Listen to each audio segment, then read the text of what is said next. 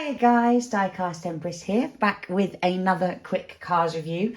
Now today I'm doing something a little different. I'm going to do a bit of a wrap-up video because this video is coming out and is being filmed on the 1st of January. So happy new year to all you lovely lot. Now, it's been a bit of a weird year. Obviously, as I've mentioned quite a bit, I've moved house and I am now in our new home.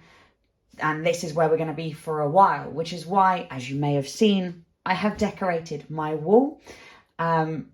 This is not something that I would recommend if you're, say, like renting, but I'm lucky enough to now have owned my home. So I decided to be a child and colour my wall. And so this is going to be the new backdrop of the videos from now on. So this is my Cars concept art wall. And as you can see, it is absolutely decked out from head to toe with different Cars concept art itself that I have sort of fallen in love with throughout the years of Cars. And I think we've got a whole range of the Cars world sort of covered here. So we've got the brand new stuff of Cars on the Road. We've got the original sort of Stanley and the Radiator Springs, the original Radiator Springs sign, concept art from Planes, Fire and Rescue, some concept art from a Cars tune that was cut that's very Power Rangers-esque, but I bloody love it. I have my version of Cusco, and then my version of my custom car York, as well as if you go up, we've got the original Mator, so what Mator, the little UFO, was meant to look like, as well as Jackson Storm, McQueen and Francesco. But anyway, that is enough waffling about this. I have posted this for friggin' days about how happy I am with this and how long it took me to do. But this video is a breakdown of some of my favourite cars or Cars related items that I have received / created in the year of 2023. There's been some incredible cars this year. We have been absolutely spoilt for choice in terms of the cars that we have received this year. The quality from Mattel has been like an all-time high. It's been unprecedented with how good it's been. And I genuinely found it really difficult to just limit this to 10 items. Now, before we get going, in the official list, I do have 3 honourable mentions. And I know that's cheating a little bit, but it is my video, so I'll do what I want. Firstly, from Cars on the Road, I've got to get some ghostly love in here, honestly. The fact that we've got ghost cars is pretty cool, but the fact that I've got this version is my favourite because this guy right here, well, that's anticlimactic. The fucking blind's open. There you go, that works a little bit. I've made him glow in the dark, and that's why he's an honourable mention, because he's wicked, and I made him glow in the dark. And I think he looks more ghostly and fits in better with the Cars on the Road aesthetic. So, yeah, that's why he is honourable mention number 1. Honourable mention number 2 is a custom of mine. And he is my custom version of Fumes from the Disney Metro, which is a Cars spin-off that was going to be made, that was cancelled. And I made Fumes from some concept art of that. And I think he turned out great. And so that's why he's an honourable mention number 2. He's something little silly that only really I care about, but good enough for me. And lastly, honourable mention number 3 is my little battered Susie the Little Blue Coupe. Now, if you don't know, Susie the Little Blue Coupe is a very, very old Disney short, or Disney, yeah, I guess short you can call it, that features little Susie here. And she has been sort of like explained to be the like precursor, I guess, or the inspiration for Cars. And so the fact I've got little Susie here, Susie is great. She's absolutely battered, but she is from, go on, she got a date on the bottom, little Suze. No, she doesn't, but she is made by the Walt Disney Company and she is ancient. So little Susie here. Honourable mention number 3. But that's all with the honourable mentions. Let's get right into the actual video and stick around. Let's start things off with one of my favourites, which is kind of no surprise. I'm going to tip you guys down a little bit so we can actually see the desk. Lovely.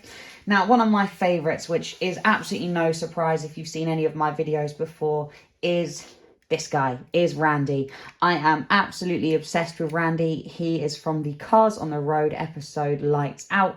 It's one of my favourite episodes because it is based on like the Haunted Mansion, and that's one of my favourite rides, so it all just ties in perfectly. Randy here, absolutely incredible and a great find. I was lucky enough to get this guy on my local B&M, so I didn't have to pay an arm and a leg for him, and yeah, he's just awesome. And I didn't notice, I think in my review I might not have mentioned it, but if I can get a close-up, are we gonna focus? Come on, you can do it. Focus for me. No, okay, well, it does actually say Grim Grin on his license plate. So Grim Grinning Ghosts from the Haunted Mansion. Randy comes in at number 10. Now, I will admit to you, some of these are double entries because I just couldn't pick. But coming in at number 9 are the I can never say that bloody car. West Philanthropist and the Quadratorcasar, again from Cars on the Road. And I cannot get over the fact that we started off the Cars universe with bog standard Lightning McQueen, and now we're up to friggin' dinosaurs. Like, that to me is just insane. I didn't honestly think we'd ever be getting something as crazy as this, and I'm pretty sure no one else did. Getting a bit better angle there. No one else did either, and yeah, these two are just incredible. I mean, what amazing designs these guys are. Cannot get over how good these are. Again, I waffled on about these in my review of them, but amazing figures. Coming in at number 9 is 2 cars I didn't think I would ever own, and I'm quite shocked that I do, is the Dino Girls. Now, these two are obviously seen in Cars 1. You see McQueen looking over to the Dino tent, and you see the incredible sort of Dino Girls, sort of all showgirly, flaunting around the King and Dino. And yeah, I never thought I'd own these in my collection, and the fact that I now do kind of blows me away a little bit. I absolutely love these girls. Kind of brings me back to the old pit girls that used to be in Formula 1 a few years ago. And yeah, just a very interesting, different sort of take. And I never thought I'd own them. And now I do, which is why they are on this list and come in at number 8. Okay, so coming in at number 9. No, that's terrible maths. Coming in number 7. God, my brain. Is a car or item that does actually appear on my Cars concept art wall. This is my custom Chomp and Roll Dino from Cars on the Road. I've given this girl a little bit of a paint job to make her stand out a bit more. I think she looks absolutely incredible. And again, very similar to the 2 dinos earlier on the list, the fact that we have a friggin' dino in the Cars universe is just insane to me, and the way they executed this is absolutely perfect in my opinion. I am blown away by how good Mattel has been this year in terms of some of the actual work we've got out of them is just awesome. I mean, look at this thing, it's incredible. And coming in at number 5, I'm going to have to go with another double, so I apologise in advance, but it's the only Tomica entry on this list, and that is the Crew. And coming in at number 5 is the only Tomica entry on this list, and is another double, so please don't have a go at me, but it is the incredible Tomica release of the Francesco Lightning McQueen. It's a car that I didn't know existed, and then found and was so happy that I got him in my collection, because Francesco is one of my favourite cars, obviously being the Formula 1 car, and McQueen is just iconic. And being a Tomica, he does actually have working suspension, so I think that's pretty friggin' cool. And of course, I couldn't make this list without the Lightning McQueen Day car for 2023, because he is, in my opinion, the best McQueen I think we've ever got. That logo there is perfect. I love it so, so very much. Lightning bolt down the side here. I think this guy is just insane. I love him so, so very much. And I popped in with the other Tomica because I felt bad that I was going to leave some cars off the list. And again, with the working suspension, it's just a nice touch. Coming in at number 4 then is the first custom on the list, and that is my custom of the Turbo Terrific from Wacky Racers. Now, this car is absolutely one of my favourite customs I've ever done, because the amount of work and effort I put into him is sort of second to none in my collection, and I I'm in love with this car. I mean, the fact that it was a 3-wheeler and I've made it a 4-wheeler, actually put wheels through the back of him. You can see there, he's got actual working axles. And to show you how much work, if you haven't seen the video on this guy, how much work I actually did to him, he's built off a Peggy liner. So the fact that I've turned a Peggy liner into this guy, like I said, I'm very proud of the work that I've done with him, which is why he comes in as high up in the list as he does.